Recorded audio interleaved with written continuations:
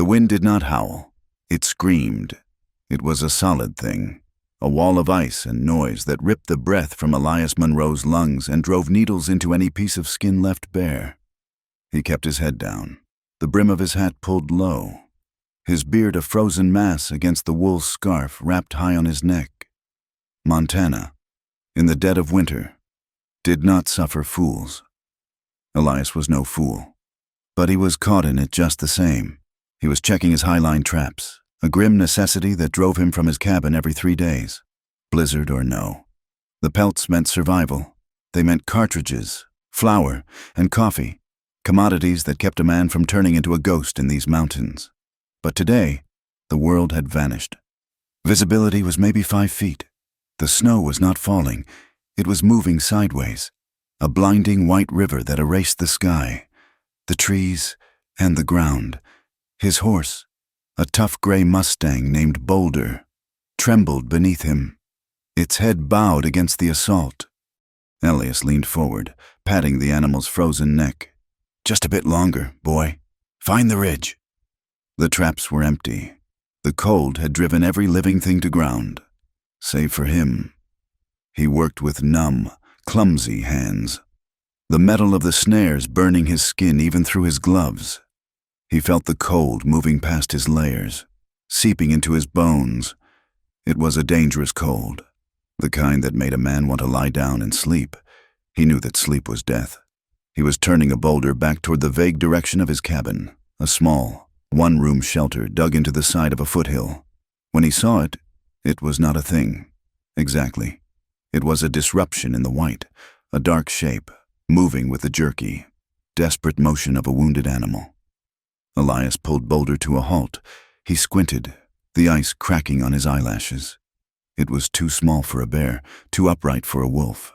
It staggered, fell to its knees, and rose again. It was a person. A bitter curse died in his throat, frozen by the wind. Only a madman or someone running from the devil himself would be out here, on foot, miles from any settlement. The figure fell again, and did not get up. Survival screamed at Elias to keep riding. The cabin was warmth. The cabin was life. This thing in the snow was a liability. It was likely already dead. He sighed, the breath pluming white and disappearing instantly. He nudged Boulder forward. He dismounted, sinking to his thighs in the drift. The figure was a bundle of soaked rags and shawls, crusted with ice. He rolled it over. It was a woman. He could not see her face, only a mass of dark, frozen hair and the pale and blue-white skin of a cheekbone. She was breathing, barely, a shallow, rattling noise. "Damn it," he whispered. He could not leave her. The code of the mountains, older than any law in the territories, forbade it. He hauled her up. She was lighter than he expected, a dead weight. Getting her onto the horse was a miserable struggle. He had to throw her, limp as a sack of flour, across the saddle, then mount behind her, pulling her upright against his chest. Her head lolled back, striking his chin. Her body was rigid, the cold having already sunk deep. He wrapped one arm around her waist, holding the reins and his rifle in the other, and urged Boulder toward home. The ride was a special kind of hell. The woman's cold seemed to suck the warmth directly from his own body. He could feel the ice of her clothes through his heavy coat. The wind tore at them, trying to peel her from his grasp. He focused on the creek bed he knew was to his left, following its invisible line, trusting the horse more than his own eyes. It felt like hours. When the dark shape of the cabin finally loomed out of the white, Elias nearly wept with relief. He slid from the horse, the woman tumbling into his arms. He carried her to the door, kicked it open against the building drift, and stumbled inside. The silence of the small room was immediate, broken only by the wind's muffled roar outside and the steady crackle of the embers in his stone fireplace. He dropped her onto the bearskin rug near the hearth, not gently. He threw 2 more logs onto the fire, stoking them until flames licked up the chimney. Only then did he turn back to her. She was a mess. He worked with grim efficiency, his movements rough. He untied the frozen shawl covering her head and face. It was stiff as board. He unwrapped the layers of sodden wool from her body. They were cheap, thin things, useless against this weather. Beneath it all, she wore a simple dress that was soaked through. "You'll freeze solid in that," he muttered to himself. He did not pause to think on it. He grabbed his skinning knife, slit the dress up the back, and peeled it from her. He averted his eyes from her nakedness. Grabbing the spare wool blanket from his cot and wrapping her tightly, he dragged her closer to the fire, propping her head on his saddlebag. Her hands were bad, blue-white and stiff. Her lips were cracked and bleeding. He fetched the kettle from the hook, filled it with snow from the bucket by the door, and set it to boil. He rubbed her hands, his rough palm scraping her frozen skin. It was like rubbing wood. She groaned, a low, animal sound. He forced warm water between her lips, spilling most of it. She coughed, choked, and then swallowed. Her eyes flickered open. They were blue, but hazy and unfocused. "Where?" she whispered. Her voice was a dry rasp. "Cabin. You were freezing out there." He sat back on his heels, watching her. The firelight played over her face, and the warmth was bringing a sickly, mottled color back to her skin. Her dark hair was matted with ice and dirt. She looked ruined, but as he watched, the fog of the storm began to clear from his own mind. The features, beneath the grime and the frostbite, were settling. The high cheekbones, the stubborn set of her chin, even in unconsciousness, the shape of her mouth. His blood went cold, colder than the blizzard. He knew this face. He had seen it every time he closed his eyes for a year. He had seen it floating in his whiskey, seen it in the smoke of his fire. He had seen it across a crowded courtroom, staring at him with a look of silent, useless pity. This was not just some woman. This was Annabelle Rhodes, the daughter of Judge Lawrence Rhodes, the man who had fast-tracked a trial, ignored evidence, and sent Elias's younger brother, Silas, to the gallows. The memory surged in him, hot as bile. Silas, barely 19, standing on the scaffold, his face pale, his eyes searching the crowd. He had been accused of stealing a horse from the judge's own stable, a horse he had been training for the judge's politician friend. A simple misunderstanding. Silas had said, a lie. The judge had ruled. An example had to be made. Elias had fought. He had begged. He had been held back by 2 deputies as the trapdoor fell. And she had been there. Annabelle Rhodes, pristine and perfect in a blue dress, sitting in the gallery with her mother. When Elias had roared his grief, she had looked at him, not with malice, not with triumph, with pity. That soft, high-class pity that was worse than any hatred. It was the look of someone swatting a fly, a momentary inconvenience in her perfect world. He blamed the judge. He blamed the deputies. And God help him, he blamed this girl who had watched it happen and done nothing. And now she was on his floor, in his cabin, wrapped in his blanket. He stood up, his body vibrating with a rage so profound it shook him. He wanted to pick her up and throw her back into the storm where he found her. It would be justice. She stirred, her eyes opening again, clearer this time. She saw him towering over her, his face a mask of fury in the firelight. Fear flashed across her features. "Who are you?" she rasped.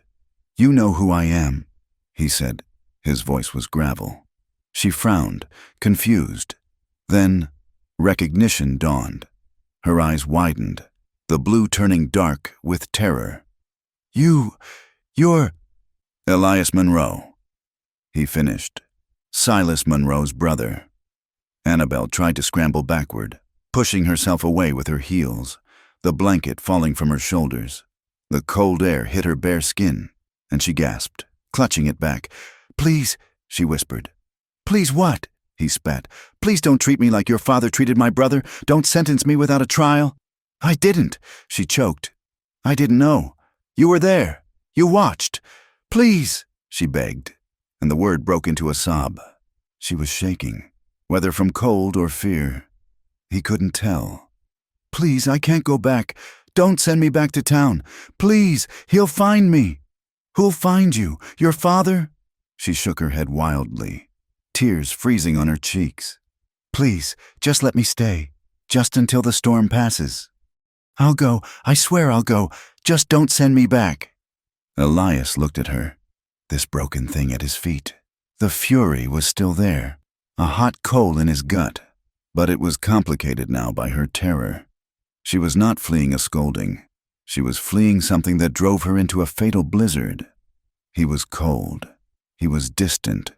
He wanted to hate her fully, but her desperation was too raw. I'm not sending anyone into that, he said, gesturing to the door. Not even a Rhodes. He turned his back on her. He went to his cot, sat down, and began the long, meticulous process of cleaning his rifle. The metallic snick and click of the components was the only sound besides the wind and her quiet, terrified sobs. He let her stay by the fire. He offered her nothing else. The tension in the one-room cabin was thick enough to cut. She huddled in the blanket, her back to him, facing the flames. He sat on his cot, facing her back. He did not sleep. He watched the firelight trace the shape of her shoulders, and he remembered the snap of the rope. She did not tell him what drove her out into the storm, and he did not ask again. The silence between them was an accusation. Hours passed. The storm only worsened. The wind rose to a solid shriek that vibrated the very logs of the cabin. Elias got up once to check the door. A drift was already halfway up it.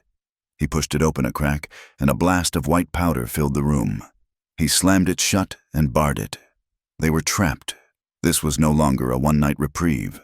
This was an imprisonment. He went back to his cot. He was tired, the day's work and the stress of the rescue settling deep in his muscles. He lay back, his boots still on, his rifle resting beside him. Annabelle had fallen into an uneasy sleep, exhausted by her ordeal. She had curled onto her side, the blanket clutched tight under her chin. In the dim light, he looked at the pile of her wet clothes, which he had thrown near the door to freeze rather than drip. The rags, he had called them. But now he looked closer. The shawl was cheap wool, but the dress beneath it, and peeking from under the dress, the edge of her petticoat. He stared at it, even soaked and torn. He could see the stitching. It was fine. Delicate work.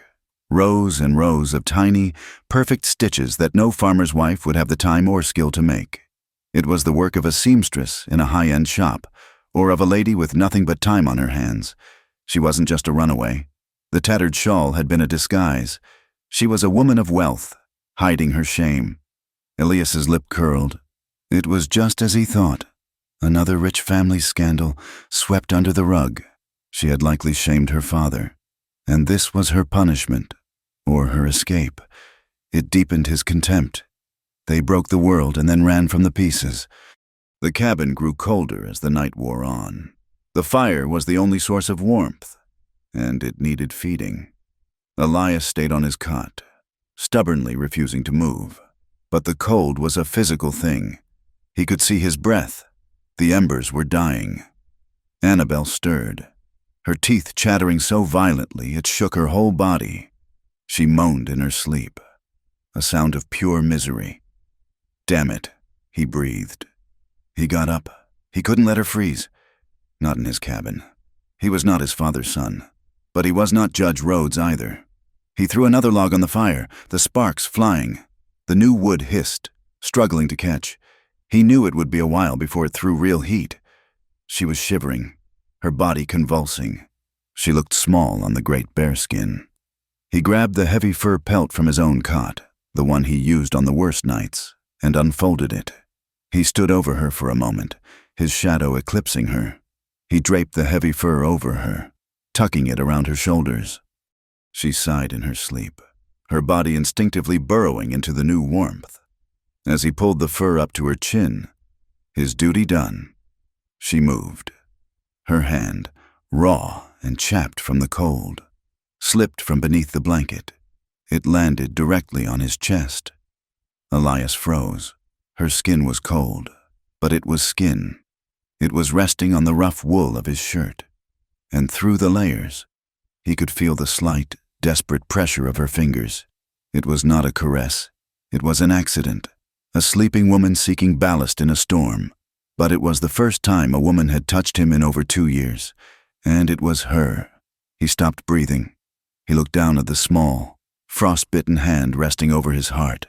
He felt the slow, steady beat of his own blood beneath her palm, a flicker of something entirely unwelcome, something that was not hatred and not pity, stirred deep in his gut. It was hot and confusing. He wanted to recoil, to pull away as if burned. She mumbled something, a name, too quiet to hear, and her fingers tightened on his shirt for just a second before relaxing, her hands sliding away as she settled deeper into sleep. Elias stood up fast, stepping back into the shadows of the cabin. He stared at her, his jaw tight. The wind howled, and the new log finally caught, casting a fresh, flickering light across the woman who was his enemy, his prisoner, and his responsibility.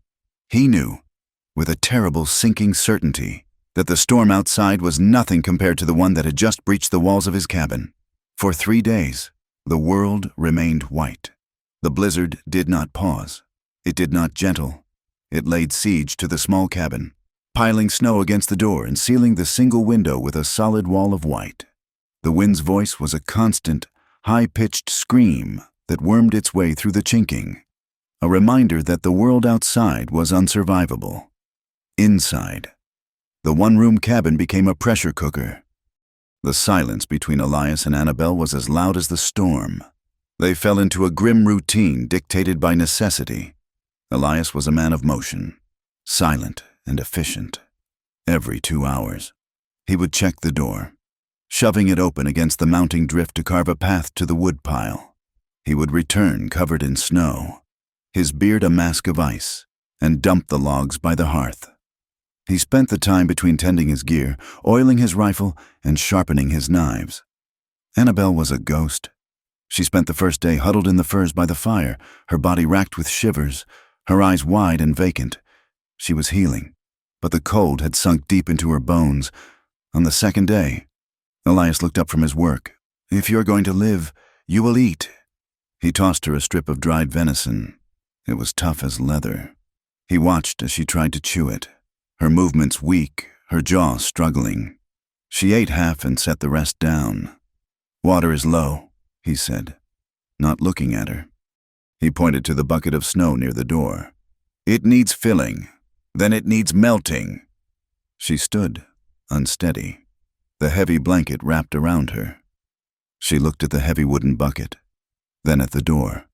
"I cannot." "You will." She tried. She stumbled to the door, her bare feet sinking into the snow he had tracked in. She struggled with the latch, her frost-bitten fingers clumsy and useless. Elias watched, his face impassive. He was irritated. Every moment she delayed was a moment the storm reclaimed the path he had dug.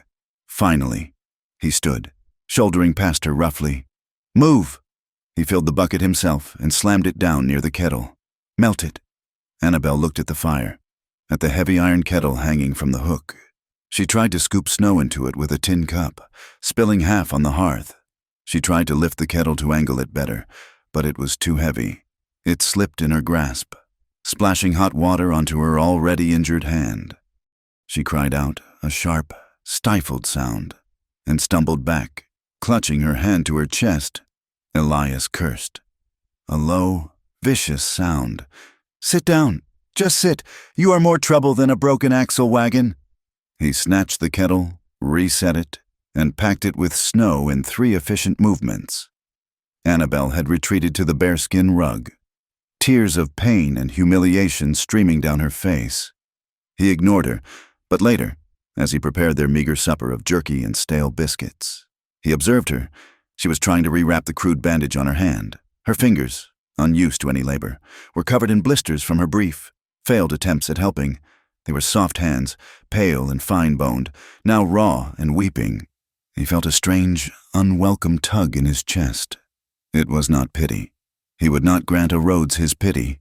It was something else. He was irritated by her helplessness, yes, but he was also quietly moved by the pathetic sight of her struggle. She was like a canary set loose in a wolf den. She was not built for this world. "Here," he said, his voice rough. He tossed her his tin of bear grease, the one he used for his boots and for wounds. "Put that on the burn." She caught it, surprised by the small mercy. The third night was the worst. The wind found a new, lower note, a vibration that shook the very foundations of the cabin.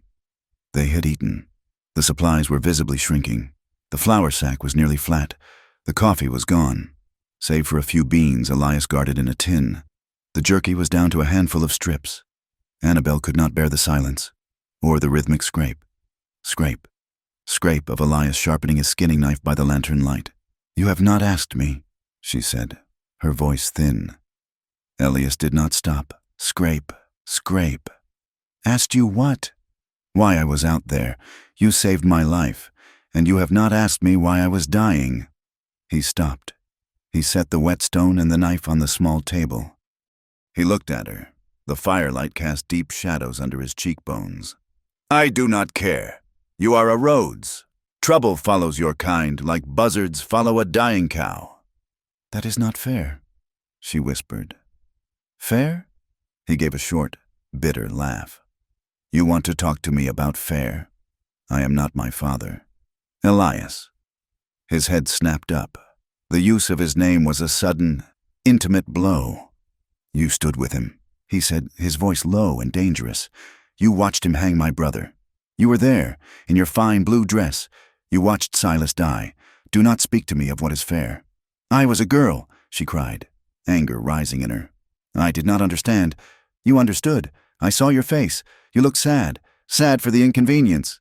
Sad for the poor, dumb animal being put down." "That is not true." "Then what is?" He leaned forward. "What great trouble drove Judge Rhodes's daughter into a blizzard? Did you get caught stealing a ribbon? Did you disgrace the family name? Tell me." She looked away, her face pale. The fight drained out of her. She stared into the fire. "I did," she whispered. "I shamed him. I was found in a compromising situation with a man." Elias felt a cold, grim satisfaction. He had been right. "A married man, I'm guessing, someone important, someone your father could not easily threaten." She flinched. "Yes, Senator Hotchkiss." Elias stood up. The name hit him like a fist. Hotchkiss, the politician who had been at the judge's house the very week Silas was accused. The man Silas had been training the horse for. "So," Elias spat, "you are a common whore. And your father, the righteous Judge Rhodes. He could not have that on his reputation. What a terrible inconvenience for him." He advanced on her, his shadow swallowing her. "My brother hangs for a horse he did not steal. You sleep with your father's married friend, and you get sent away to hide the scandal. That is the justice of a Rhodes. Is it not? Answer me." "It was not like that," she choked, scrambling backward.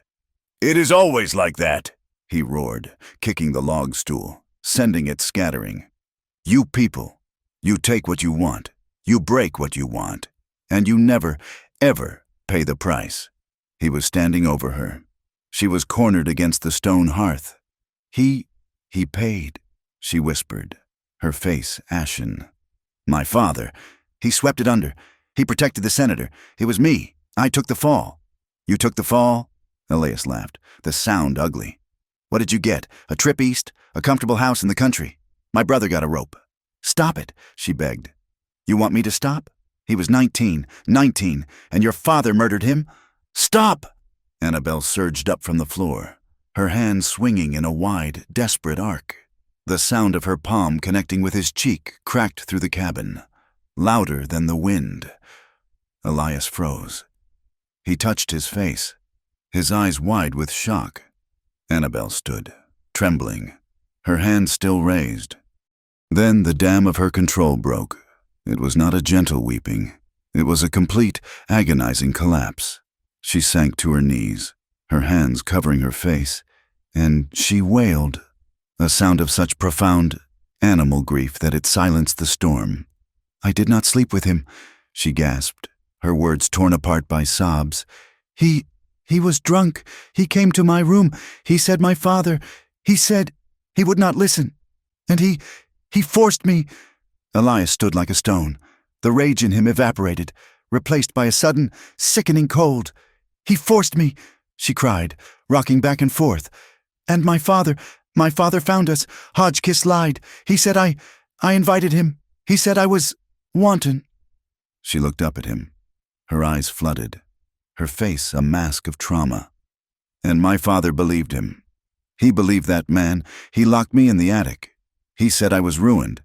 He said I had shamed him, and he would keep me there until he could send me to an asylum in the East. He blamed me." She choked, unable to breathe.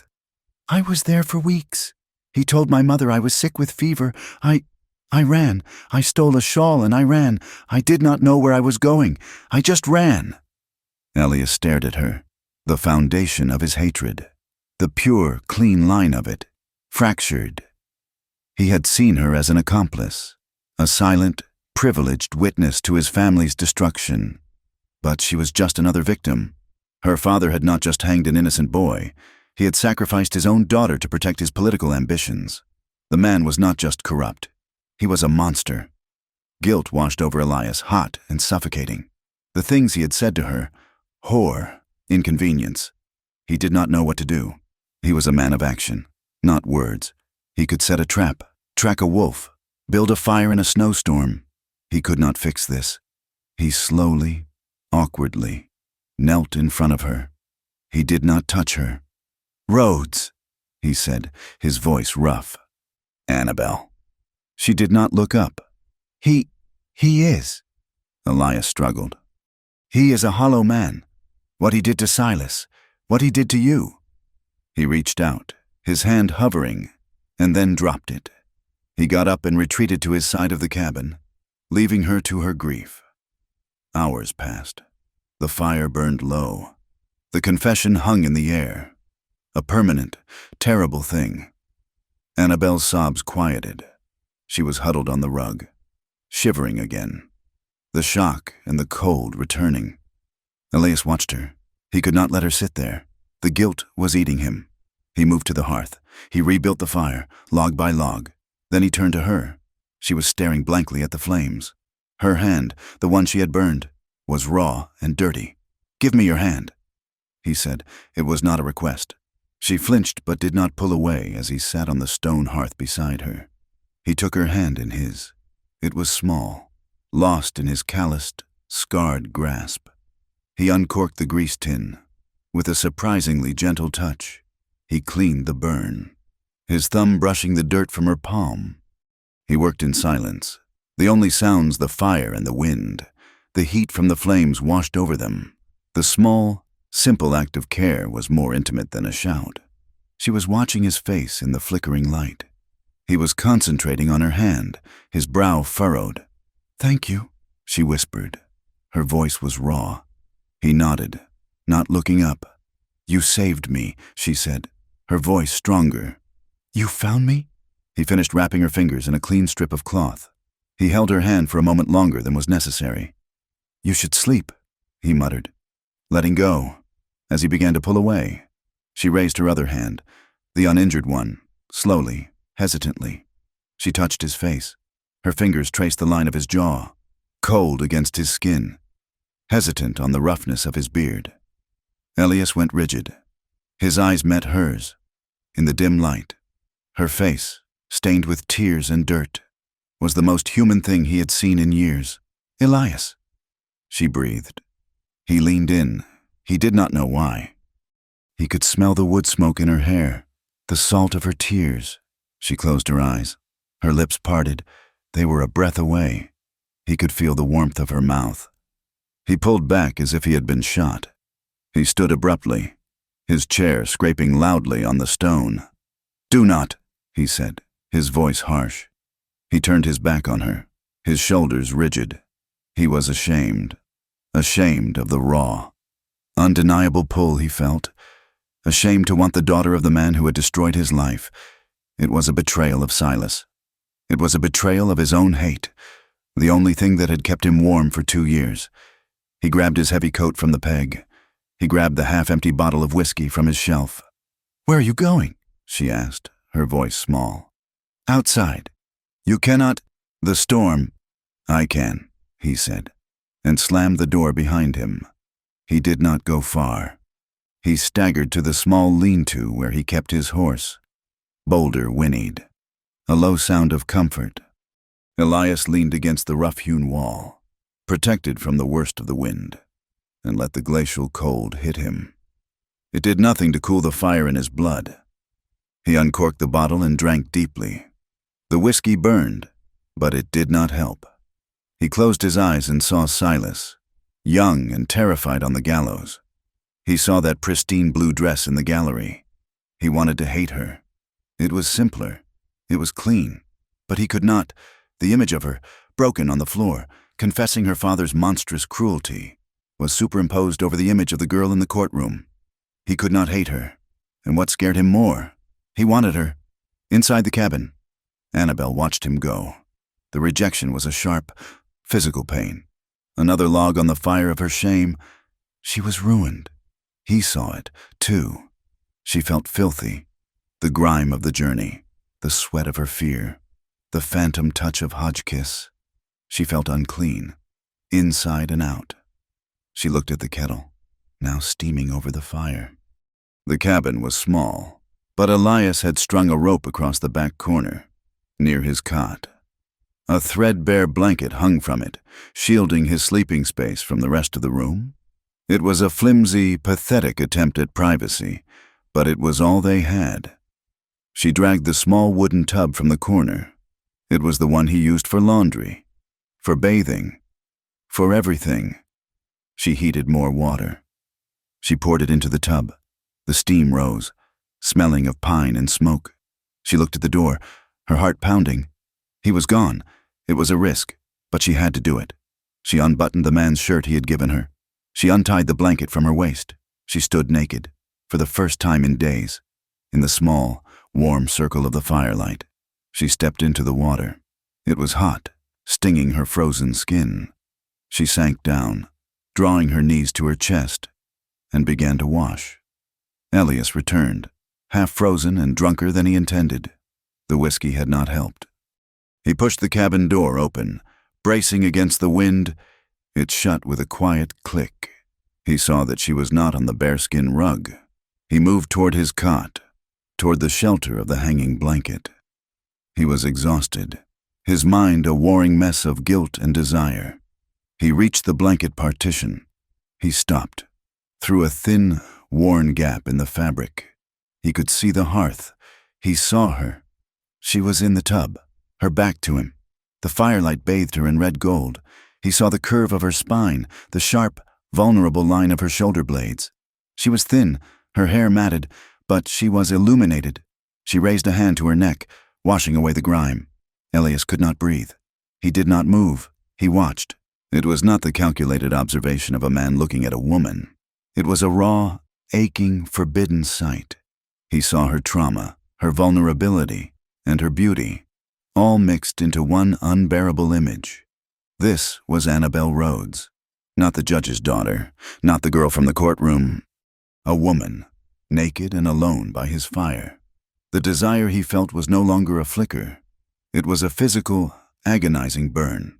It was a desperate human need, born of 2 years of isolation and a day of terrible intimacy. He stood in the shadow, hidden by the curtain, and he watched. The world changed with a sound. It was not the scream of the wind. It was the soft, insistent tapping of water from the eaves. Elias woke in the pre-dawn gray, his body stiff. He had not slept on his cot. He had sat in the chair, the rifle across his lap, watching the fire die and watching the shape of Annabelle huddled under the furs. He had watched her for hours after the bath, his mind a warring field of shame and a raw, gnawing desire that left him feeling hollow. He rose, his joints cracking in the cold, and moved to the door. He braced his shoulder and shoved. It gave way more easily. The drift outside was no longer a powdery wall. It was a heavy, wet mass. The air that hit his face was not the needle-sharp cold of the blizzard, but a damp, heavy chill. The sky was a flat, bruised gray, and the silence was profound. He stepped out, his boots sinking into 6 feet of slush. The snow was beginning to melt. He turned back to the cabin. Annabelle was awake. She was sitting up. The furs pooled around her waist. The man's shirt he had lent her rumpled. Her eyes were shadowed.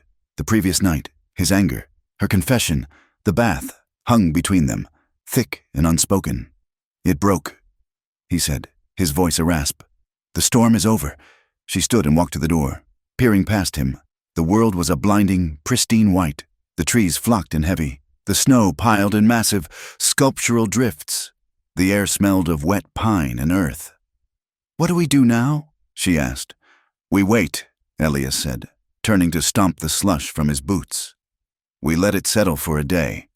The melt will make the drifts unstable. Then we ride out." "We?" He looked at her. The question was plain. Was he taking her with him, or leaving her? "I am heading to a ranching settlement downriver. You can come, or you can go back to town. It makes no matter to me." "I cannot go back," she said, her voice flat. "But I cannot ride. Not like this, not in mountains." Elias grunted. He had expected as much. "Then I will teach you. Today. We have one day to make you useful." He had one horse, Boulder, but in the lean-to, shivering and miserable, was a young, half-wild mare he had been trying to break before the storm. She was mean, bony, and desperate. He dragged the mare into the small clearing he dug by the cabin. Her hooves sinking deep, she tossed her head, her eyes wide and white. "This is Daisy. She has a mouth like iron and a temper like a cornered snake. You will learn on her."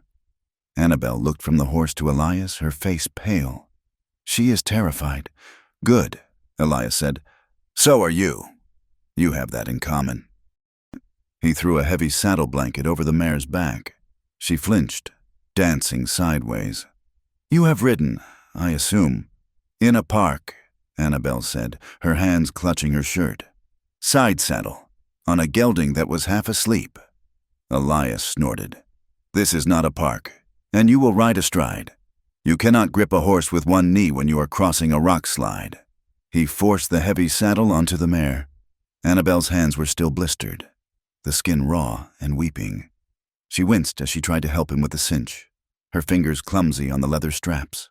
"Stop," he commanded, his irritation returning. "You are fumbling. Just watch." He saddled the horse with a few rough, practiced movements. "Get on." "How?" He cupped his hands. "Put your foot here." He had to lift her. His hands spanned her waist. He felt the slimness of her, the way she trembled, the sudden, shocking heat of her body through the damp wool. He remembered the feel of her hand on his chest, the sight of her in the firelight. He lifted her roughly, dumping her into the saddle.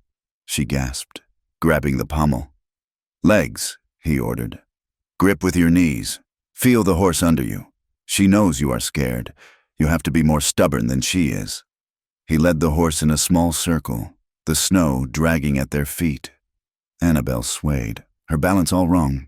She fell. She landed in a deep, wet drift, emerging soaked and sputtering. "Again," he said, pulling her up. She fell twice more. The third time, she stayed on. Her face was streaked with mud. Her hair was falling from its braid. And she was shaking, but she was on. "Good," he grunted. "Now, the rifle." He pulled his heavy Winchester from its scabbard. "It is too much for you. You will use this." He unbuckled his holster and handed her his Colt revolver. It was heavy in her small hand. "You cannot be in these mountains unarmed," he said. He set up a small tin can on a frozen log, maybe 30 paces away. "You point, you breathe out, you squeeze." He showed her how to thumb the hammer. She flinched, her eyes shut. "Open your eyes," he snapped. "You cannot hit what you do not see." She raised the pistol. Her arm shook. She pulled the trigger. The explosion was deafening. The kick of the pistol sent her stumbling backward, and she dropped the gun into the snow. The can was untouched. She looked at her hand, horrified. "You pulled," Elias said, picking up the revolver. "I said squeeze, like you were wringing out a cloth. Slow." He stood behind her. His nearness was suffocating. He put his body against her back. his arm coming around hers, his large, calloused hand covering her own on the pistol grip. "You are a part of the gun," he whispered, his voice low and close to her ear. His beard brushed her cheek. "You and it are one thing." She could feel his chest against her shoulder blades. She could smell the leather and pine smoke on his skin. She stopped shaking. "Breathe out," he commanded. He pressed her finger against the trigger. They squeezed together. The gun fired. The can jumped from the log and disappeared into the snow. Annabelle let out a shaky breath. A small, strange smile touched her lips. Elias stepped back, his face hard. He was angry at the flush of pride he felt. He was angrier at how right it felt to hold her. "You are not strong," he said, his voice rough to cover the feeling. "But you are not spoiled. You have grit. That is better." He turned away. "We need meat. The jerky is gone. The melt might have brought an animal out. You stay here, keep the fire hot, and keep that pistol close." He mounted Boulder and rode into the slushy, dripping forest, leaving her alone in the white. The world was treacherous. The snow was heavy, unstable. He heard the occasional crack and whoosh as great loads of it slid from pine boughs. He rode with his head down, following the ridge. He found a set of tracks. Rabbit, small, but it was meat. He dismounted, pulling his rifle, and followed them into a thicket of birch. He was moving slow, his eyes on the ground. When he heard it, it was not a loud sound, just a sharp crack from above. He looked up. A widow maker, a massive pine branch, weighted with hundreds of pounds of wet, heavy snow, was breaking free. It was directly above him. He dove sideways. He was not fast enough. The branch struck the ground with the force of a cannonball, exploding in a cloud of snow and shattered wood, but it did not miss him entirely. A secondary branch, thick as his arm, caught him on his left side, clipping his leg and ribs, and slamming him against the trunk of a birch. A white-hot, blinding pain shot from his ankle to his hip. He cried out, a sound that was stolen by the trees. He slid down the trunk into the snow, his rifle lost. He tried to stand. His left leg gave way. A terrible, sickening wave of blackness rolled over him. He slumped against the tree, gritting his teeth, the world fading in and out. He was miles from the cabin. He was hurt, badly. Back at the cabin, the sun began to dip, painting the snow in shades of cold purple. Annabelle paced the small space. He had been gone for hours. Well past noon, the afternoon was bleeding into evening. The air was getting colder. He should have been back. Fear, cold and sharp, pierced her. He had saved her. Now he was out there, and he was not back. She looked at the mare, Daisy, tied in the lean-to. She looked at the pistol on the table. She was not the girl from the courtroom. She was not the girl who was locked in the attic. She had hit a tin can from 30 paces. She put on the heavy boots Elias had found for her, shoved the pistol into her waistband, and went to the lean-to. It took her 3 tries, her hands shaking, but she got the saddle on the mare. She mounted, gripped the pommel with her raw hands, and kicked the horse into the woods, following the deep tracks Boulder had left in the slush. She found him just as the last light was failing. He was a dark shape slumped at the base of a tree. Boulder was standing nearby, his reins tangled. "Elias!" she screamed, sliding from the mare. She ran to him, falling in the deep snow. He was conscious, barely. His face was gray. "Annabelle?" he whispered, his eyes clouded with pain. "I am here. You are hurt." "The branch," he groaned. "My leg. I think it is broken." She looked around. The forest was dark.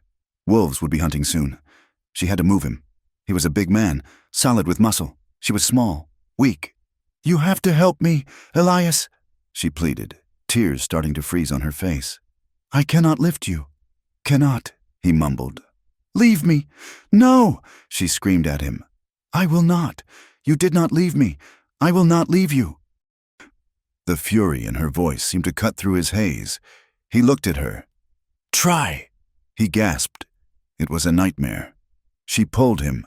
He roared in pain as his leg was moved. She used Boulder. getting the big horse to stand close. She hauled Elias up, half pulling, half begging, him using his one good arm. He was dead weight. She was grunting, sobbing, her muscles burning. She was covered in his blood. The branch had torn his side, but she did not stop. She used her fear as fuel. She got him draped, belly down, across Boulder's saddle. He passed out from the pain. She mounted the mare, took Boulder's reins, and began the slow, agonizing journey back, leading the horse that carried the man who had saved her, the man who was her enemy. She got him inside. She did not know how. He slid from the horse and collapsed on the cabin floor. She dragged him, inch by agonizing inch, to his cot. She cut away his heavy wool trousers with his skinning knife. The leg was bad. It was swollen to twice its size, a deep, sickening purple from ankle to knee. His side was worse. A long, ragged gash was weeping blood. She did what she had seen him do. She boiled snow. She ripped strips of cloth from his spare shirt. She had no medicine, only the tin of bear grease. She cleaned the wounds as best she could, her touch surprisingly steady. He was unconscious, which was a mercy. She found 2 flat pieces of firewood and splinted his leg, binding it tight. Night settled. The cabin was silent save for his breathing. And then it was not. The fever set in. He began to thrash. He was not in the cabin. He was somewhere else, somewhere terrible. "No," he mumbled, his hands clenching. "No, Judge, you cannot. He is just a boy. Silas! Silas!" Annabelle's heart broke. She sat on the edge of the cot, taking a damp cloth to wipe the sweat from his forehead. "Hush, Elias," she whispered. "It is all right. You are safe." "He did not do it," he gasped, his eyes squeezed shut. "It was Hotchkiss. That horse. He never stole." She froze. Hotchkiss. The name. The same man. "What?" she whispered. "What about Senator Hotchkiss?" But he was gone, lost in the fever again. She tended him all night. She held him down when he thrashed. She forced sips of water between his cracked lips. She never left his side. In the deep, quiet hours before dawn, when the fire was just embers and his breathing had finally quieted, she found herself holding his hand. She looked at his face, no longer hard and angry, but vulnerable in the dim light. "I remember you, Elias," she whispered into the silence. She did not know if he could hear her. She did not care. She needed to say it. "I remember you in the courtroom. You looked so angry. I thought you would burn the whole town to the ground. And Silas, he looked so young, so terrified." Tears began to roll down her cheeks. "I knew it was wrong. I knew it. I sat there in my stupid blue dress, and I wanted to scream. I wanted to stand up and tell them my father was a liar, but I was a coward. I was so afraid of him." She stroked his rough, calloused thumb. "I am so sorry. I am so sorry for what he did. I am sorry I did nothing." His eyes flashed open. They were not clear. They were bright with fever. But he was looking at her. He saw her. His hand gripped hers, his grasp surprisingly strong. Desperate. "Don't go," he rasped, his voice thick. "Annabelle, stay. Don't leave me again." He did not know what he was saying, but he had used her name. He was not seeing a Rhodes. He was seeing her. He fell back into a deep, fevered sleep. She held his hand until the first gray light touched the snow. The fever broke on the second day. He woke, his mind clear, his body a map of pain. The first thing he saw was Annabelle. She was asleep, her head resting on the edge of the cot, her hand still holding his. He looked at her. Her face was smudged with dirt and pine sap. She was exhausted, and she had saved his life. He remembered flashes, her voice, her hands. "I am so sorry." Her face, leaning over him. "Don't leave me again." He remembered saying it. She stirred, her eyes fluttering open. When she saw him awake, she sat up fast. "Elias, you are awake." "You," he said, his voice a dry croak.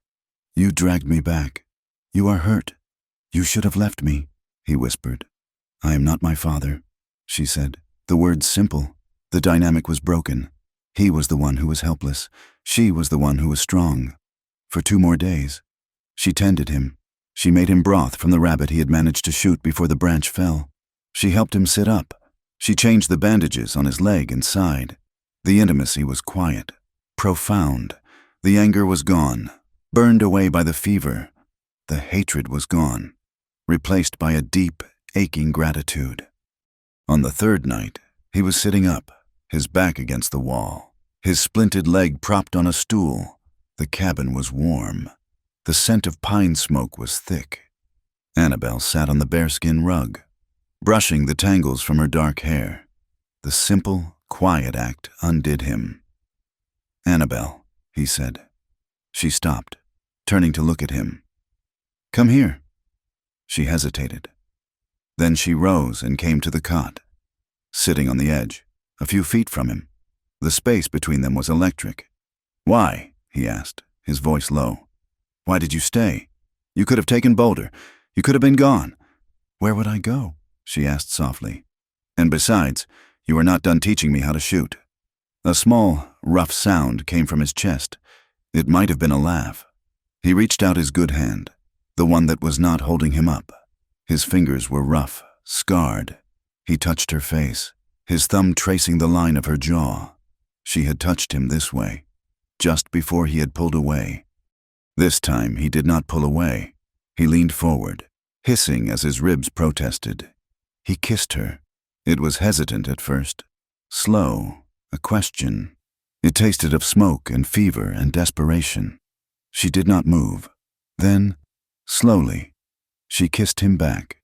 The hesitation vanished. It was as if a dam had broken. The kiss deepened, becoming raw, hungry. It was the blizzard, and the fear, and the trial, and the rescue. It was 2 years of isolation for him, and a lifetime of coldness for her. It was everything they could not say. "Elias," she breathed against his mouth. He pulled her onto the cot, his good arm wrapping around her waist, careful of his leg. They were a tangle of limbs and furs and desperation. He was unbuttoning her shirt, his hands shaking. She was helping him, her fingers clumsy. This was not passion born of love. It was passion born of survival. It was raw, human need. 2 people, broken by the world, clinging to each other in a one-room cabin, with the wilderness howling outside. It was hesitant, and then it was slow, and then it was everything.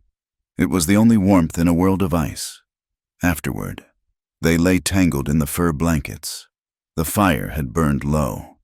The only sound was their breathing. Then, a small, choked sound. Annabelle was crying, not the wail of her confession. Silent, hot tears that fell from her eyes onto his chest. Elias stiffened, his mind clouded. "Did I hurt you?" "No," she whispered, her voice thick. "No, it is just, I have never been treated with kindness." He did not know what to say. He understood. He thought of Hotchkiss. He thought of her father. He held her. He wrapped his good arm around her, pulling her close. He held her tight, his hand stroking her hair. He held her until the last embers died and she finally, deeply, slept in his arms. Elias woke before dawn. His leg throbbed. His side ached. His heart felt like it was breaking. Annabelle was asleep against his chest. Her face, in the dim gray light, was peaceful. She looked young. She looked innocent, and the guilt crashed down on him. He looked at this woman, Annabelle Rhodes, the daughter of the man who had murdered his brother, and he had taken comfort in her. He had betrayed Silas, in his own cabin, in his own bed. What had he done? He carefully, gently, eased her off his chest. Her head lolled onto the pillow. He grabbed the stick he was using as a crutch and limped to the hearth. He stared into the cold ashes. He did not know she was awake. He did not know she was watching him. "Silas," he whispered to the ashes, his voice cracking. Forgive me. It is wrong. I know it is wrong."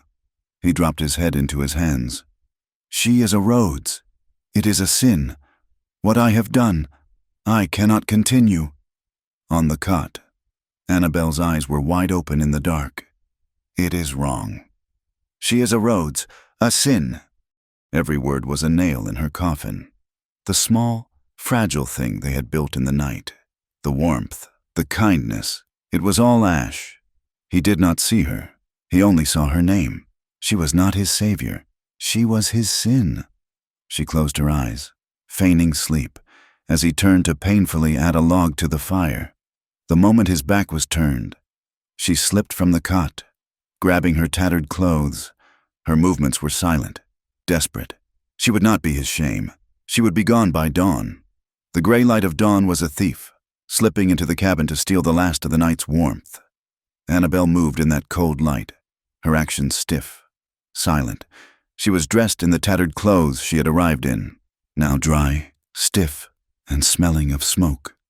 Every move was quiet, but her silence was a decision. It was the sound of shame. His words from the night, whispered to the ashes, echoed in her mind. It is wrong. She is a Rhodes, a sin. She was a sin. After everything, after he had held her, after she had felt, for one brief, impossible moment, something other than fear, she was still just a name he hated.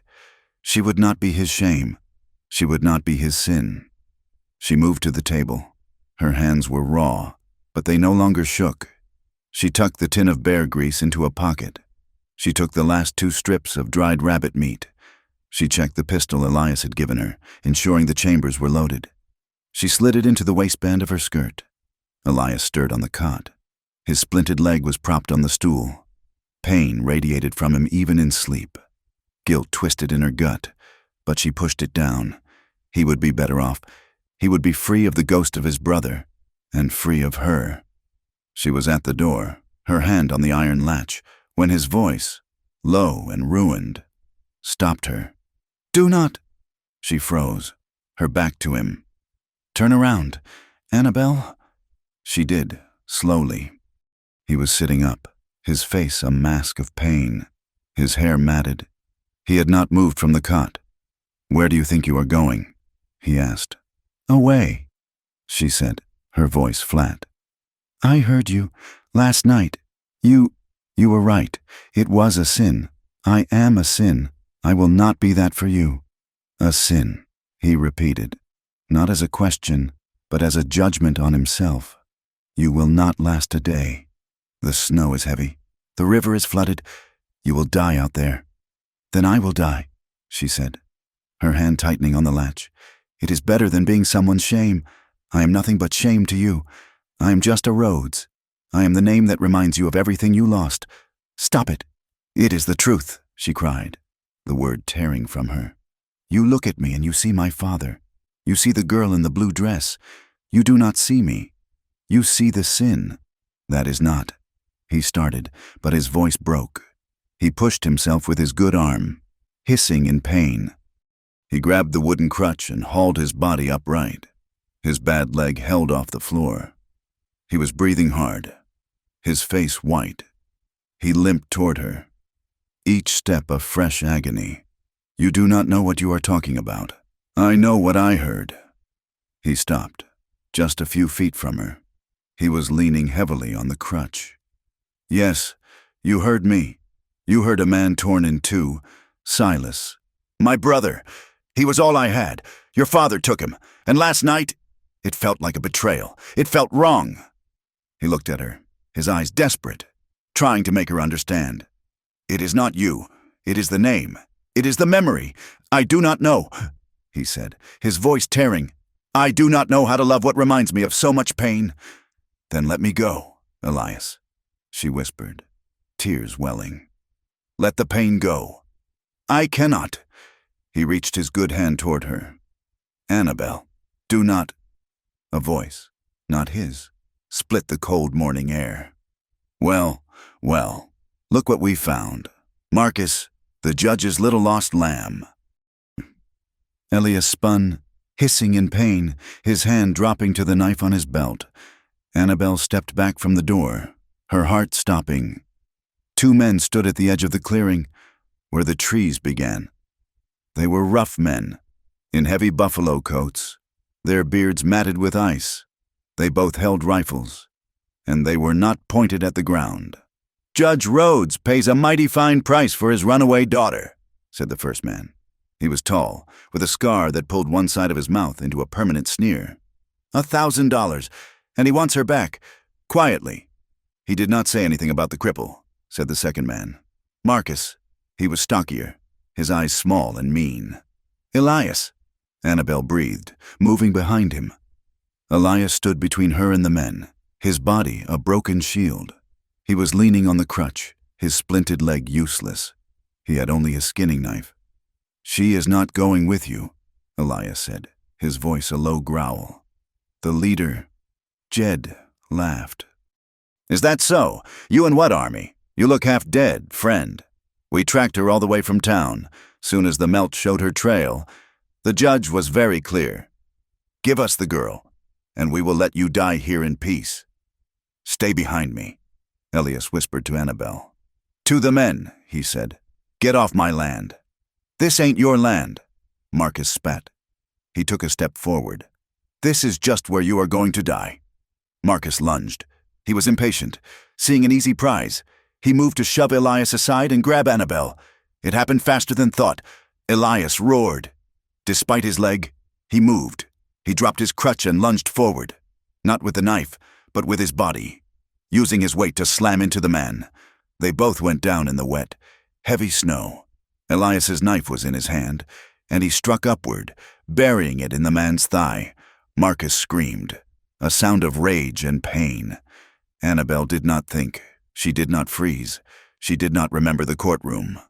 She remembered the lesson. "Point, breathe out, squeeze." She pulled the pistol from her waistband, her arms shaking. The leader, Jed, was raising his rifle, aiming at the tangle of men on the ground, trying to get a clear shot at Elias. Annabelle raised the pistol. She saw the tin can on the log. She saw Jed's chest. She squeezed. The explosion was deafening. It ripped through the silent clearing. Jed froze. He looked down. A dark, spreading stain was appearing on his buffalo coat. He looked at Annabelle, his eyes wide with a terrible, final surprise. He dropped his rifle. He pitched forward, face first into the snow. "Elias!" Annabelle screamed. Marcus was still fighting. He had his own knife out and was trying to bring it down into Elias's back. Elias caught his wrist, his good leg scrambling for purchase. They were wrestling for the knife, their breath coming in white plumes. "Annabelle! The rifle!" Elias yelled. She ran, stumbling through the snow, and grabbed Jed's fallen Winchester. It was heavy, long. She turned, fumbling with the lever, but Marcus saw her. He saw his partner was dead. He saw the girl with the rifle, and the crippled man who fought like a bear. His nerve broke. He drove his boot into Elias's wounded leg. Elias roared in agony, his grip loosening. Marcus scrambled free, grabbed his rifle from where it had fallen, and ran. He did not look back. He crashed through the trees, found his horse and fled, disappearing into the dripping forest. Silence. The clearing smelled of gunpowder and blood. A dead man lay by the woodpile. Elias was on the ground, his face gray, clutching his leg. The splint was shattered. Annabelle dropped the rifle. She ran to him, falling to her knees in the slush. "Elias! Oh, God! Elias! He is gone!" Elias gasped, gritting his teeth. "But he will be back. He will go back to town. He will tell your father. They will send more. What do we do? Your leg—" "We cannot stay," he said, pushing himself up on his elbows. "We cannot go down river. That is the first place they will look." He looked up, toward the high peaks still covered in white. "We have to go up." "Up where? A cabin?" He breathed, the pain making him dizzy. My brother's, he built it, years ago, a hunting line. It is hidden, high in the foothills. No one knows it is there. You cannot ride. Elias, your leg." "I can," he said, his voice iron. "I will. Help me up." The journey was a new kind of hell. It took an hour just to get him onto Boulder. Annabelle had to do it herself, half lifting, half dragging him, his body rigid with pain. She tied his broken leg to the saddle horn, a crude sling to keep it from moving. He was pale, his jaw set, but he did not complain. She rode Daisy, leading Boulder. They did not take the paths. Elias directed her up, through thickets of pine, across melting snowfields that were slick as grease, over ridges of sharp, wet rock. Every step was a fresh torment for him. She could see him swaying in the saddle, his eyes closed, his hand knotted in Boulder's mane. They rode for hours, climbing higher, away from the thaw, back into the cold. "I was in jail once," he said suddenly. Annabelle turned in her saddle. "What?" His voice was thin, weak, but he needed to talk, to stay awake. Before Silas, I was in jail." "Why?" she asked, guiding the horses around a fallen log. "Defended a friend, a Crow man. Knew him from trapping. We were in town, some freight haulers. They were beating him, for sport, called him a red devil." Elias paused, breathing hard. "I did not use moderation. I broke one man's arm, the other's jaw." "You were jailed for that? For defending an Indian against two white men?" He gave a bitter, breathless laugh. "I was lucky I did not hang. My father's name, Monroe. It still meant something then. But the town, the judge, they saw me different. I was the shame. The Indian lover, the hothead. It is why no one believed me about Silas. They had already decided I was trouble." He looked at her, his eyes clouded with fever and memory. "I know what it is, to be the shame." Annabelle stopped her horse. The air was thin here, and cold. His confession, offered in weakness, broke something open in her. He had shared his shame. She had to share hers, the rest of it. "Elias," she said, her voice shaking, "when my father locked me in the attic, it was not just because of Hotchkiss. It was not just the scandal." He waited, his gaze fixed on her. She swallowed, the words thick and poison in her throat. "I was with child. Hotchkiss's child." Elias's face did not change, but his eyes, the life in them seemed to drain, replaced by a cold, bottomless rage. "And in the attic," she continued, the tears now freezing as they fell. "It was so cold. I was so afraid. I lost it, alone, on the floor. I miscarried." She broke. She bent over the mare's neck and sobbed, the sound muffled by the horse's mane. This was her secret, the core of her ruin, the thing that had made her believe she was truly, irredeemably spoiled. She waited for his judgment, for him to call her a sin. Elias urged Boulder forward, a single step, until his knee brushed hers. He was swaying, barely conscious, but he was there. "Annabelle." She looked up. His face was a mask of grief, not for himself, not for Silas, for her. "Your father," he whispered, his voice like rocks. "He is not a man. He is a void." He did not say anything else. He did not have to. In that moment, the last wall between them, the last vestige of the name Rhodes, crumbled to dust. There was no hate left. There was only raw, shared humanity. The cabin was little more than a hut. It was dug into the side of a hill, banked by earth, its roof covered in sod. It was invisible until they were 10 feet from it. It was a single room, smaller than Elias's, with a rough churned table and a single cot.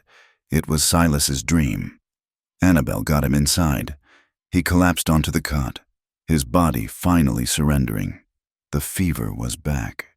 She tended him, her movements now practiced. She built a fire in the tiny hearth. She found Silas's old supplies, a bag of flour, some salt, dried beans. As she worked, she looked around. On the wall, Silas had carved his name, S. Monroe, 1871. He had been so young. Outside, the snow began to fall again.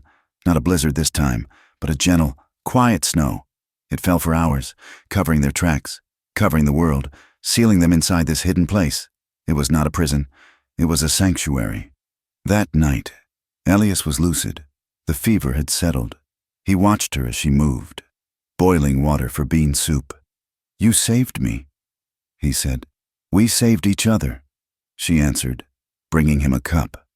"You killed him. Annabelle. That man." She stopped, the cup in her hand. Yes. She did not feel shame. She did not feel pride. She felt nothing. It was just a thing that had happened.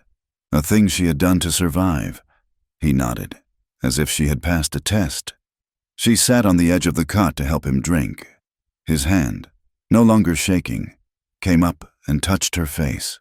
All that time, he whispered, all that time I hated you for being a Rhodes, and you were in your own prison. Worse than mine. We were both trapped. Elias. He drew her down. He kissed her. It was not the desperate, fevered act of before. There was no guilt in it. There was no sin. It was slow. It was quiet. It was born of shared grief and a terrible, binding acceptance. It was two survivors, stripped of their names, their pasts, finding a moment of grace in a dead man's cabin. They made love under a thin wool blanket. And it was not about passion. It was about holding on to the only other human life in a world that wanted them both dead. In the morning, the snow was still falling. Elias was sitting up, his back against the wall. He had been looking through a small wooden crate tucked under the cot, Silas's belongings. He held something out to her. It was a small, sharp hatchet, the handle worn smooth, and a fine skinning knife in a beaded sheath. The man who escaped, Elias said, his voice stronger today. We'll tell them. Your father will send more. They will not be bounty men this time. They will be killers. He cannot let you live. Annabelle, not after what you know. She took the weapons. The steel was cold, heavy. You must never be unarmed again, he said, his eyes holding hers. Not ever. That pistol is for distance. These are for when they get close. She looked at the hatchet in her hand. She looked at the blood she had scrubbed from the floor. She looked at this man, her enemy, her savior, her lover. You are not weak, Annabelle, he said softly. They just made you think you were. She nodded. She did not cry. She slipped the knife onto her belt and laid the hatchet by the door. She was not weak, and she was no longer afraid. They traveled south for 4 days, descending from the high, cold sanctuary of Silas's cabin. The snow lessened, turning to slush, then to mud. Elias rode bolder, his splinted leg tied to the saddle horn, the pain a constant, dull throb. He was weak, but his fever was gone. Annabelle rode the mare. Daisy, she was no longer a passenger. She handled the horses. She made the cold camps. She scouted the trail. She wore Silas's knife on her belt and carried the hatchet in her saddlebag. She moved with a quiet, dangerous competence. Elias watched her, this woman he had pulled from the snow, and a new fear, colder than the blizzard, settled in his gut. She was strong now, strong enough to not need him. Their destination was a mining town called Deep Creek. It was less a town and more a scar, a collection of muddy tents, log saloons, and one main street that was a river of filth. The constant, deafening roar of a stamp mill shattered the mountain silence. This way, Elias muttered, guiding Boulder through the chaos of freight wagons and rough-looking miners. He led them to a small, unassuming building at the end of the street. A sign, stained with soot, read, Josiah Gale, printer-assayer. Inside, it smelled of ink, chemicals, and old paper. A small man with spectacles stained by his own chemicals looked up from a printing press. Josiah, Elias said. The man's eyes sharpened. Monroe, I heard you were dead, or jailed. Not yet. Elias leaned on the counter. I need help, the kind you offered me once. Josiah looked at Annabelle, his gaze lingering on the fine, though tattered, quality of her clothes. This is expensive help, and dangerous. I have this, Elias said. He pulled a small, heavy pouch from his coat. It was the gold he had panned and saved for 2 years. $200. Josiah weighed the pouch, then nodded. What names? It does not matter, Elias said. Just husband and wife. Papers for travel. Heading west, Oregon. Come back after dark, Josiah said, and turned back to his press. They waited in the lean-to behind the print shop, the horses tied nearby. The noise from the mill was relentless. It is done, Elias said, his voice quiet. He looked relieved. Tonight, he will give us the papers. We sell the horses, take the northbound stage, and by this time next week, we will be in Idaho territory. We will be new." Annabelle was standing at the opening of the lean-to, watching the street. She had not looked at him. "No," she said. Elias went still. The pain in his leg was nothing compared to the sudden, cold dread in his chest. "No? What do you mean? No, this is it. This is our escape. This is running," she said, turning to face him. Her eyes were clear, steady. "I have been running my whole life. Elias, I ran from my father's anger. I ran from Senator Hodgkiss. I ran into the blizzard. I ran from those bounty men with you. I will not run anymore." "Annabelle, this is not a fight," he said, his voice rising, desperate. He limped toward her, grabbing her arm. "This is survival. Your father is the law. He has wealth. He has power. He will crush you. He will destroy us." "He already destroyed me," she said, her voice shaking but not breaking. "He took my home. He took my name. He let my child die on a cold floor. I have nothing left for him to take. There is nothing left to fear." "You have me," he yelled, his grip tightening. "You have me, or does that not matter to you?" "It is the only thing that matters," she said, her hand coming up to cover his. "That is why I must do this. Not for revenge. I do not care about revenge. I care about the truth." She looked past him, as if seeing the courtroom. "I will not let him win. I will not let Senator Hodgkiss sit in a high office, clean and respected, after what he did to me. And I will not let your brother's name be thief for one more day." He let go of her, stepping back. The fear was choking him. "They will take you from me," he whispered. "The moment you set foot in that town, you are Annabelle Rhodes again. You are his daughter. You are part of that world. And I am just the man who dragged you through the snow. You are the man who saved my life," she said, stepping toward him, her hands finding his chest. "You are the one who saw me when I was invisible. Do you think I am his? Do you think that name means anything to me now?" She looked up, forcing him to meet her gaze. "Listen to me, Elias. What we found in that first cabin, what we shared in Silas's hut, that was real. The world will not erase it. I will not let them. I am not his daughter. I am not his shame. I am Annabelle, and I am with you. But I must face him, or I will never, ever be free." He looked at her for a long, agonizing moment. He saw the woman who had cried in his arms and the woman who had killed a man to protect him. He saw her strength, and he knew she was right. He nodded. A single, sharp movement. "When?" "Tomorrow's Friday," she said. "He holds public court on Fridays." They did not wait for Josiah. They took their gold.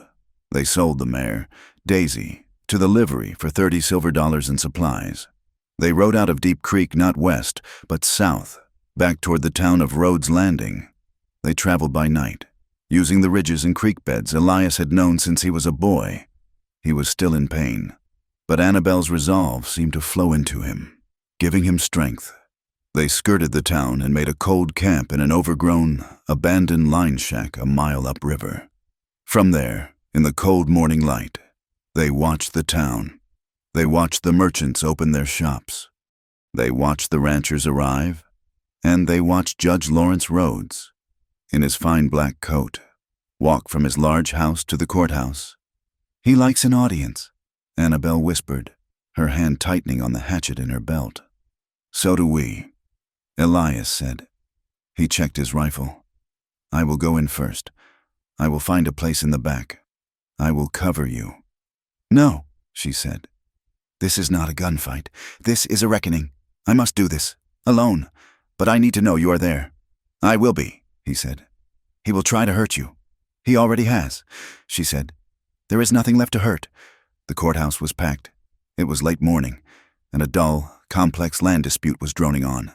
The room was hot, smelling of wet wool, tobacco smoke, and the iron of the potbelly stove.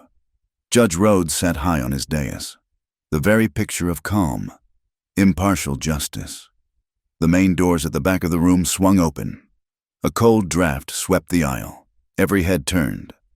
Annabel Rhodes stood in the doorway.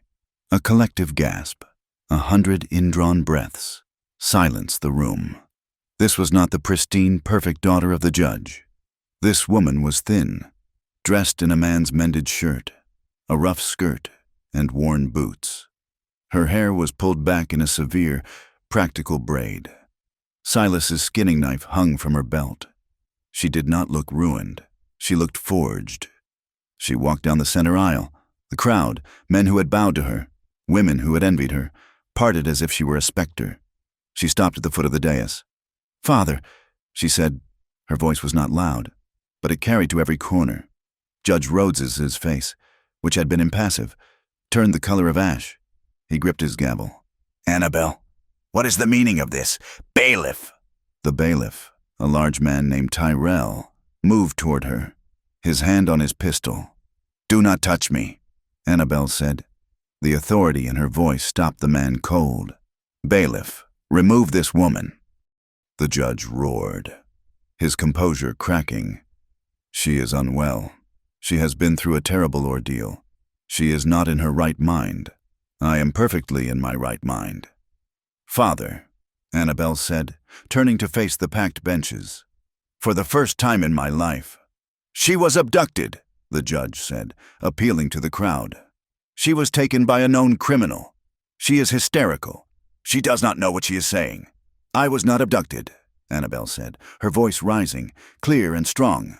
"I was cast out, by him." She pointed directly at the judge. A wave of murmurs swept the room. "Lies," the judge bellowed. "He locked me in the attic," she continued, her voice cutting through his. "He locked me away to protect a man, a politician you all know, Senator Hotchkiss." The name landed like a cannonball. Hotchkiss was powerful. He was the judge's connection to Washington. "He did it," Annabel's voice trembled, but with fury, not fear. "To cover up that Hotchkiss came to my room. That he was drunk, that he forced me." The room exploded. Men were shouting, "Shame!" one yelled. "Harlot!" another called from the gallery. The respectable women on the front benches stared, their faces masks of cold judgment. "She is mad!" the judge bellowed, banging his gavel, his face purple. "She is defiling herself. This is a disgrace." "Am I mad?" Annabel cried, her voice breaking. "Am I mad that he blamed me? Am I mad that he locked me away for weeks, and that I miscarried that man's child, alone, on the cold floor?" The room went utterly, profoundly silent. The rawness of the confession, the horror of it, stunned even the most hostile. "Am I mad?" she whispered. "That I ran for my life into a blizzard? Am I mad that he sent bounty men to find me, and that I killed one to survive?" The judge saw his opening. The confession of murder. He stood, his power returning like a mantle. His face was cold, righteous. "This is proof," he said, his voice booming with false sorrow. "My daughter is dangerously ill. She is delusional. She has confessed to murder. She has been poisoned by the man who took her. She is a danger to herself and to others. Bailiff Tyrell, I order you to arrest this woman. Take her into custody, for her own protection." The bailiff nodded, his face grim. He drew his pistol and moved toward her. "Come along, Miss Rhodes. Quietly now." He reached for her arm. "She is not lying." The voice came from the back of the courtroom. It was deep, rough, and full of pain. The crowd turned. Elias Monroe stood in the doorway. He was leaning heavily on a hickory cane, his clothes rough, his beard untrimmed. He looked like the wilderness itself, and his eyes, cold and clear, were fixed on the judge. "Let her go, Tyrell." "Monroe." The judge spat, his panic visible. "This is the man, the kidnapper, the criminal. Arrest him! Arrest them both!" Elias ignored him. He walked slowly, painfully, down the aisle. His limp was pronounced. He stopped beside Annabel. He was not there to protect her. He was there to stand with her. "You know me," Elias said to the crowd. "My name is Elias Monroe, and you—" He locked eyes with the judge. You hanged my brother, Silas. You hanged him for a horse he never stole." He turned his gaze to the stunned townsfolk. "You all remember. You said he stole that horse from the judge's stable, but that horse was a gift Judge Rhodes gave to Senator Hotchkiss, the same man who just fled town 2 days ago, the moment he heard Annabelle was alive." His voice dropped, thick with 2 years of rage. "You hanged my 19-year-old brother to cover a debt to a politician. You murdered him." "Slander!" the judge roared, his voice shrill. "Lies! I will have you both in irons. This is my courtroom. I am the law." "It ain't just your courtroom. Lawrence." A new voice. From the front bench, an old, weathered man stood up. He wore the clothes of a simple rancher, but his bearing was straight. "Sit down, Ebb," the judge warned, his hand shaking. "I will not." The man said, "His name was Ebb Waits. Folks here know me. I was the sheriff in this town for 20 years. I retired 3 years back. I was sheriff when that boy Silas was tried." He turned, not to the judge, but to the crowd. "I knew that boy. He was a good hand, quiet, never made trouble. And I knew Hotchkiss wanted that chestnut mare. I investigated. I told Judge Rhodes. I told him the boy was innocent. I told him the tracks were all wrong, that the boy's story made sense." He pointed a gnarled finger at the judge. "And you told me to close the case, Lawrence. You told me it was politically necessary. You told me to stand down. You fast-tracked the trial. You railroaded that boy. You hanged an innocent man." The courtroom erupted. It was not a murmur. It was a roar. The ranchers, the miners, the merchants, they understood a setup. They understood corruption. The judge's power, built on years of fear, dissolved in an instant. "Murderer! He hanged that boy. He protects Hotchkiss." A young man in the front row, who had been scribbling frantically in a notebook, jumped to his feet. "Judge Rhodes!" he called out.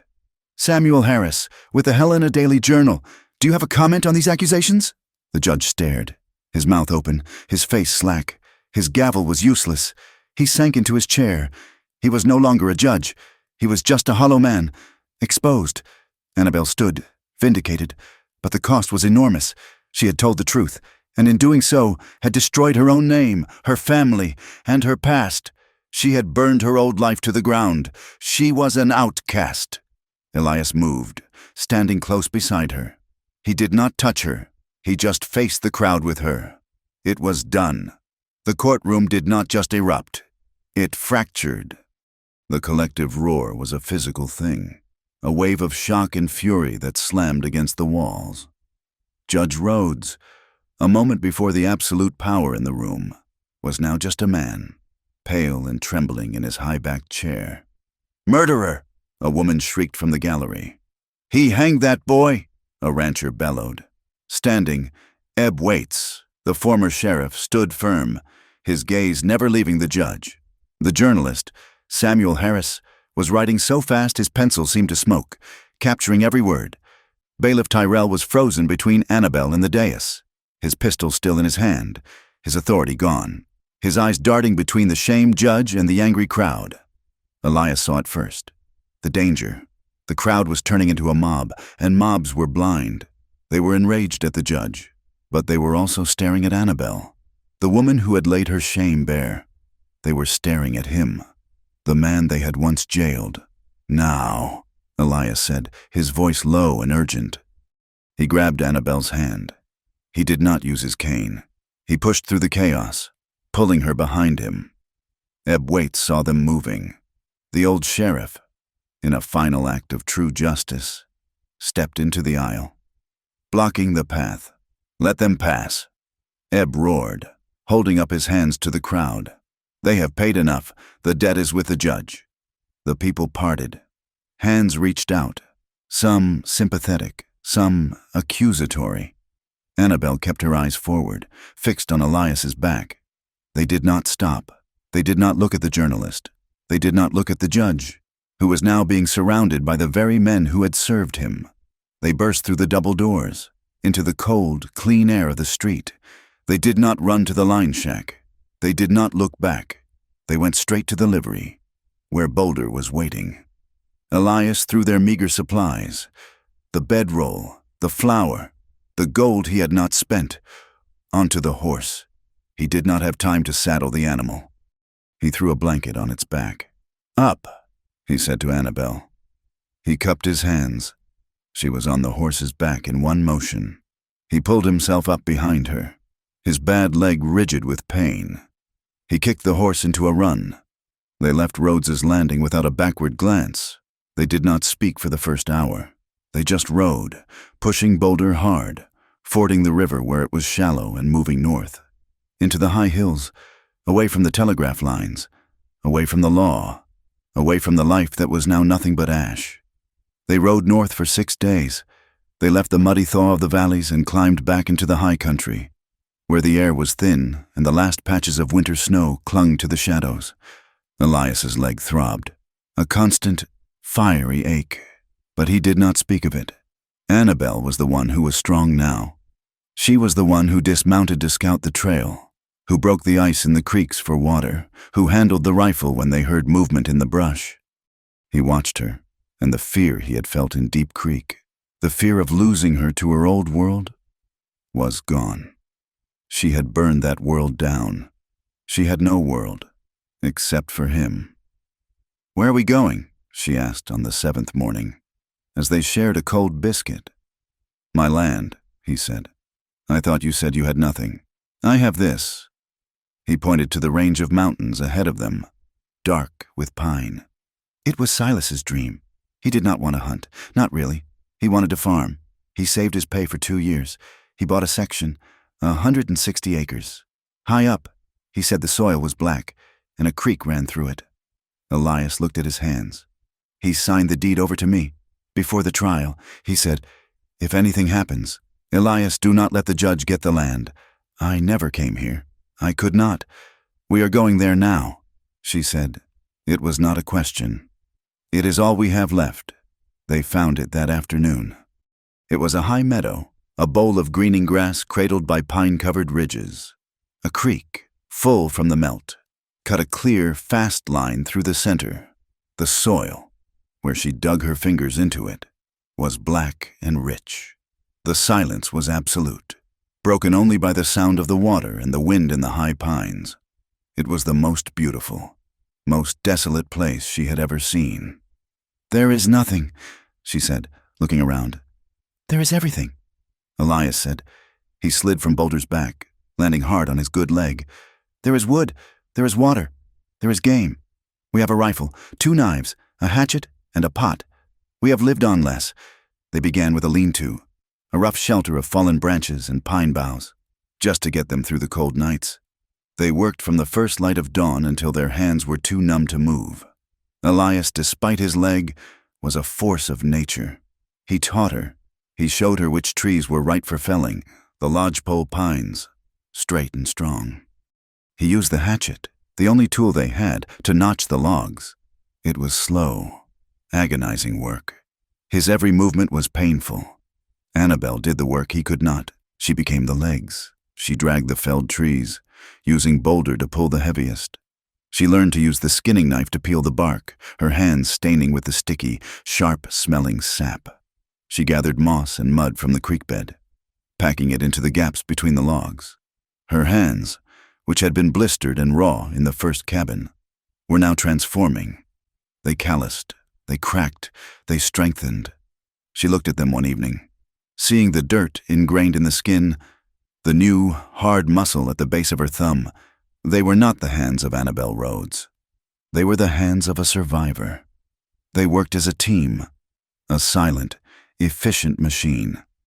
There was no time for the softness of the night in Silas's cabin. This was survival. He would notch a log, grunting with the effort, and she would be there, ready to help him lift it, their bodies moving in rhythm. They were building more than a shelter. They were building a life, one log at a time. It took them 3 weeks, 3 weeks of back-breaking labor. The cabin was small, no bigger than his trapper's line shack, but it was solid. It was tight. They built a fireplace from river stones, cementing it with the mud and clay. The day they finished the roof, laying the last of the sod's shingles, a cold rain began to fall. They moved inside. They built their first fire in the new hearth. The smoke drew perfectly.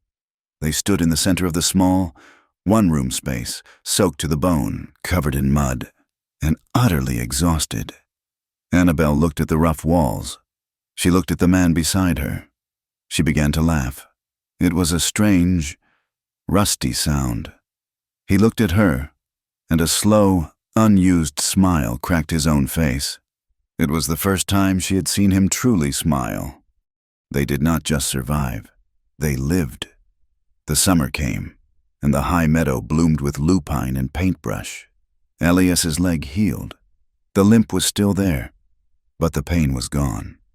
He taught her to fish. They sat on the creek bank for hours, not talking, watching the line. She learned the patience of the water. He taught her to trap. Not just the snares he had set before, but how to read the land, how to see the path of a fox, the burrow of a badger. She taught herself to cook. With the flour they had, she made flatbread on a hot stone. She learned to stew the beans with wild onions, to roast the rabbit he caught until it was tender. She learned to hunt. He took her out one morning, with his rifle. "This is different from the pistol," he said. "This is about stillness. You have to become part of the woods." They tracked a white-tailed deer for half a day. He showed her how to walk, heel to toe, how to read the wind, how to listen. "Now," he whispered, pointing. The buck was across a small clearing, head down. She raised the rifle. It felt balanced in her hands now. She was not shaking. She was not the girl who had flinched from the sound. She became part of the woods. She breathed out. She squeezed. The shot was clean. That night, they ate well, and Annabelle mended their clothes, not with fine stitching, but with an awl and sinew from the deer. She was not just a partner. She was essential. The quiet of their life was a balm. The trauma of the blizzard, of the courtroom, began to fade. It was not gone. It was a scar, like the one on Elias's hand, but it no longer wept. One night, the spring had returned. A full year had passed. They sat by the fire, the cabin warm against the cool mountain air. They had built a table and 2 chairs. They had a bed, built into the wall, layered with the furs Elias had trapped over the winter. Elias was smoking his pipe, watching the flames. "Do you remember," Annabelle said softly, "that first night in your cabin?" Elias nodded, taking the pipe from his mouth. "I remember. I thought you were a ghost, or a trick. I was not a good host." "You were a good man," she said. "You let me stay." "I pulled you from the snow," he said, his voice low. "But you were the one who pulled me from the dark. I was a dead man." "Annabelle, I was just walking. My brother's ghost. It was all I had." He reached across the small space, taking her hand. His calloused thumb rubbed the calluses on her palm. "I used to curse that storm. Now, I think, it was a gift. You were my storm gift." She looked into the fire. "I thought I would die out there. I wanted to. When I ran, I knew it was suicide. I knew I would freeze. It just seemed better than the attic. Better than my father's face." She turned her eyes to him, and they were clear, shining in the firelight. "I thought I was dying. But instead, I found the one man in the whole world who did not see a ruined woman. You did not see a harlot. You did not see a judge's daughter. You just saw me. You saw me as whole." He said nothing. He pulled her gently from her chair, down onto the bearskin rug in front of the fire. He held her, laid her, under the furs. They came together. It was not the desperate, raw need of that first night in his cabin. It was not the grieving acceptance of Silas's hut. This was quiet. It was slow. It was the rhythm of the creek, the certainty of the pines. Their skin touched. His lips on her shoulder, her hand on his chest. It was no longer just passion. It was home. In the final scene, summer had come again. They were standing outside, repairing the chinking on the south wall, when they heard it, a horse. Elias had his rifle in his hand before the rider was even visible. Annabel stood beside him, the hatchet in her hand. They were a team. The rider appeared at the edge of the meadow. He was a young man, leading a pack mule, a mail carrier, on a long, infrequent route to the northern settlements. "Howdy," the young man called, holding up a hand. "Saw your smoke. Did not know anyone was settled this high. Name's Kip. Just bringing the post." "We do not get post," Elias said, his rifle still ready. "Well, this one's for you," Kip said, squinting at the packet in his hand. "Or, at least, for this land.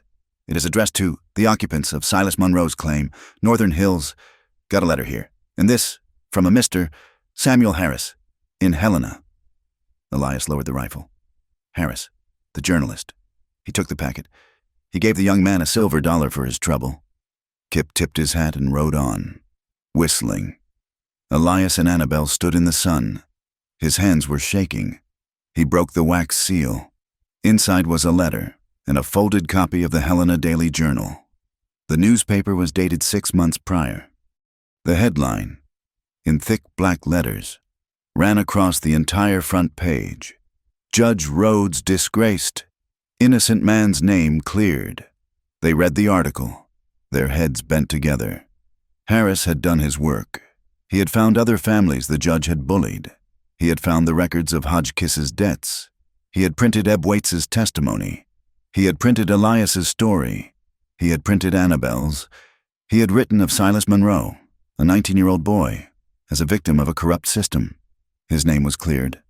Elias sank onto the cabin step, his head in his hands. Annabel read the letter from Harris aloud. "Mr. Monroe, Miss Rhodes," it began. "I hope this finds you. The judge has been removed by the territorial governor. He is a broken man. Senator Hodgkiss has been recalled to Washington to face inquiry, but that is not the most important part." Annabel's voice wavered, but she continued. "Miss Rhodes, your testimony. It has been reprinted in papers as far east as Chicago. Women. Women who have had no voice. They are beginning to speak. They are writing letters. They are telling their own stories. What you did in that courtroom, it was not just justice. It was a spark. You have given them courage." Elias looked up at her. She was crying. Not tears of sorrow. Tears of a profound, impossible release. She went back into the cabin. She went to the small chest where she kept her few things. At the very bottom, folded small, was the tattered wool shawl she had been wearing when Elias found her, the last piece of Annabel Rhodes. She walked to the fire pit, where the embers from their breakfast still glowed. She held the shawl for a long moment. It was a shroud. It was the cloth of her shame. She dropped it onto the coals.